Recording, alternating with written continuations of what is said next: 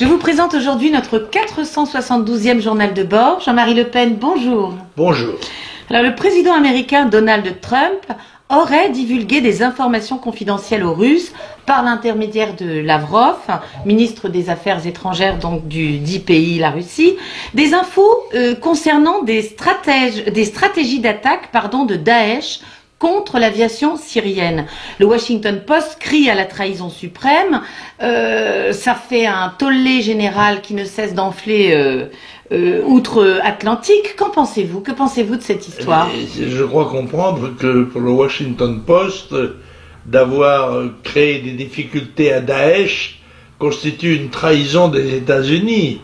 Est-ce que ça voudrait dire qu'il y aurait eu maintenant, ou en tous les cas avant, des relations entre Daesh et certains services américains? On pourrait le croire, parce que cette violente attaque contre le président des États-Unis relativement à des renseignements qui auraient été donnés pour nuire à l'ennemi commun ne me paraissent pas d'une extrême gravité en toute hypothèse, sauf si évidemment ça nuit aux alliés des Américains, enfin de certains services américains. Comme il y en a une multitude, on ne sait jamais où se situe réellement la responsabilité. Et alors le Yémen, continuellement dévasté par des guerres de pouvoir orchestrées et nourries par les Saoudiens, avec bien entendu la complicité muette de l'OTAN, est désormais sujet à une épidémie de choléra sans précédent.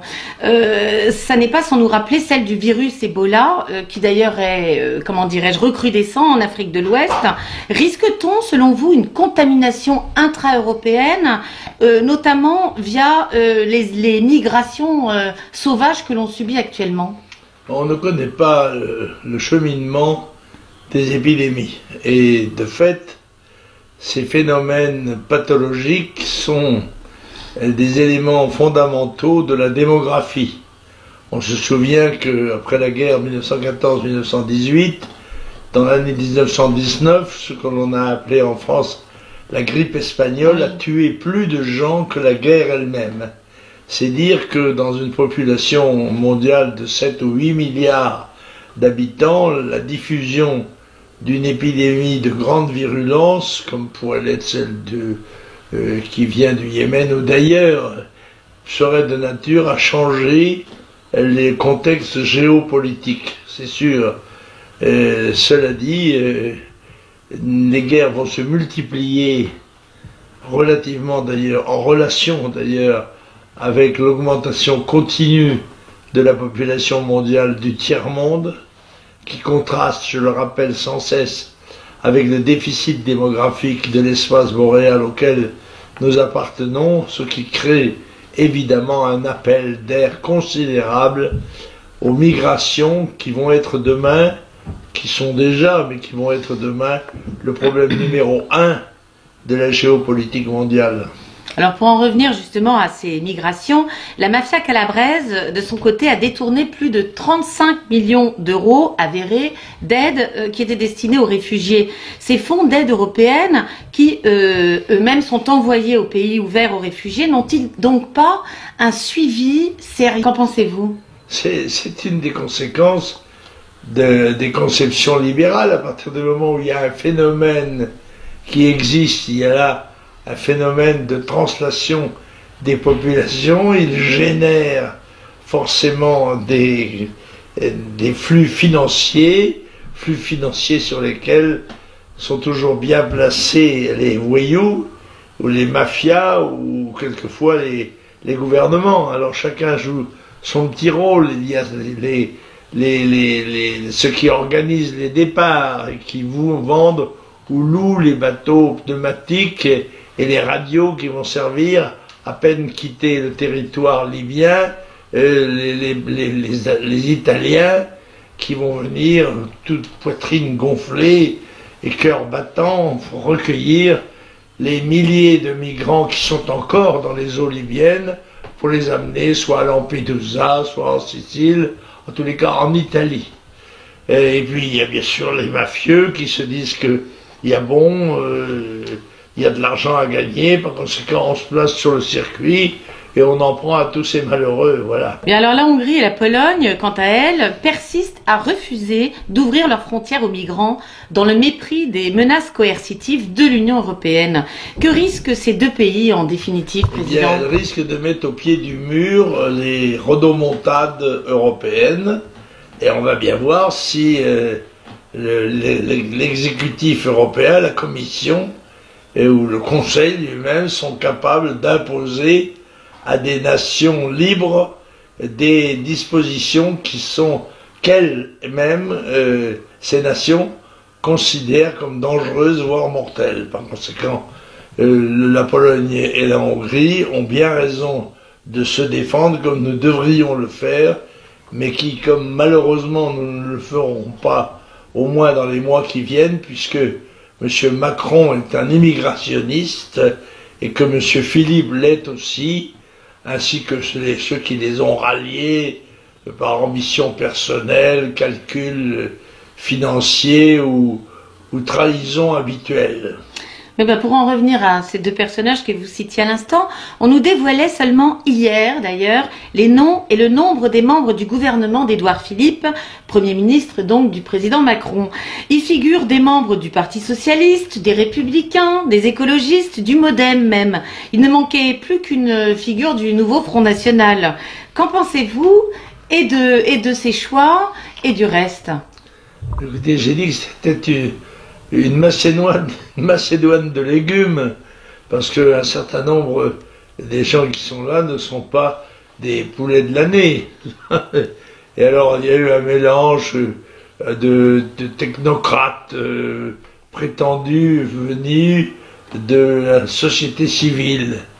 Et puis tout ça se connaît d'ailleurs, les sortants, les entrants, tout le monde se bécote au moment du passage des consignes. Tout ce monde-là se connaît. C'est le changement dans le maintien, en quelque sorte. Oui. Monsieur Macron ne fera pas longtemps illusion, parce que pendant toutes ces péripéties, la glissade aux abîmes de la France a continué. On n'en parle plus, bien sûr, puisque l'actualité est maintenant politicienne, mais c'est un rideau de fumée qui cache une réalité qui s'est aggravée dans tous les domaines. Tous les indicateurs sont au rouge, et un rouge de plus en plus vif. Eh bien, nous allons voir avec M. Macron ce qu'il est capable d'en faire, sans illusion. Bien, alors vous présentez vous-même associé au Parti de la France, à Civitas, au CIL, au Front Libéré, plus de 200 candidats à travers la France qui bien sûr se retrouveront tous sous le même drapeau de l'Union des Patriotes. Quels sont les enjeux de cette élection selon vous?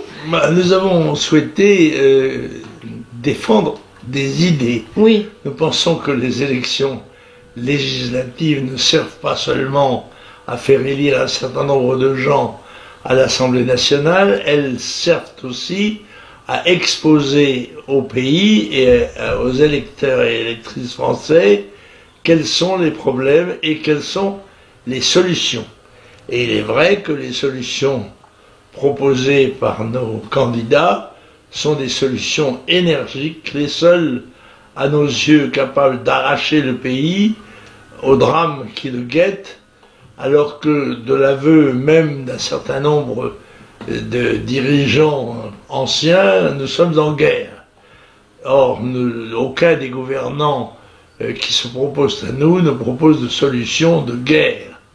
Ce sont des propositions lénifiantes, destinées à rassurer, à séduire, alors que la France a besoin de vérité, d'une vérité, il faut bien dire, assez agressive, parce que la vérité étant toujours bonne à dire, mais rarement facile à entendre, agréable à entendre, les Français, et rien ne se fera sans eux, les Français doivent savoir quelles sont les conditions du redressement national. Eh bien, aussi bien nos amis de Jeanne au secours que ceux du Parti de la France ou de Civitas sont prêts à remplir cette mission de sacrifice qui consiste à aller au-devant des Français pour leur dire la vérité. Alors je crois qu'il faut leur faire un bon accueil, il faut voter pour eux, et puis au deuxième tour, eh bien, nous verrons ce que nous avons à faire. D'accord, et alors durant cette campagne, allez-vous effectuer quelques déplacements de soutien, Président? Oui, je pense que je vais à dans le sud, à Marignane. À Marignane le 31 mai, pour soutenir mon vieil ami Klosterman, fils de grand as de la guerre mondiale et qui est lui-même ancien pilote de chasse, mais aussi pilote d'Air France et qui est un candidat remarquable. Je crois que j'espère que mon appui lui permettra d'accéder à la représentation nationale. Bien, alors pas de lecture cette semaine. Nous consacrerons la semaine prochaine un blog dédié particulièrement à vos lectures. Ah oui, enfin. Oui. Parce qu'autrement, je commence à être submergé par les livres et avant que je ne sois totalement asphyxié, il faut que je me libère. C'est prévu. Je vous remercie. Je vais vous repasser le bébé. Avec plaisir. Au revoir. Au revoir.